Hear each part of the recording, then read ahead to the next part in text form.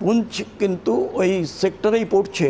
Poonch has got certain disadvantages, যা despite that সেখানে কী করা হচ্ছে। What is the disadvantage?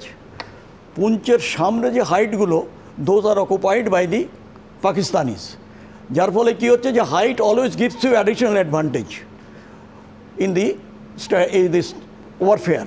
সেই জায়গাটায় কিন্তু এটা হচ্ছে। আর দ্বিতীয়ত যেটা সবচেয়ে বড় কথা, যে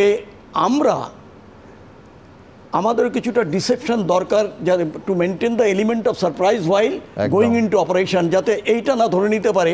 বিকজ আই কমপ্লিমেন্ট দ্য মাননীয় প্রধানমন্ত্রী, যে যিনি 7 তারিখে আমাদের বলেছিলেন যে মক ড্রিল হবে, অবদল সিং একদিন আগে করে দিলেন যে everybody was caught unguarded, and that is really finest time in বলবো যে অপারেশন এটা করার জন্যে।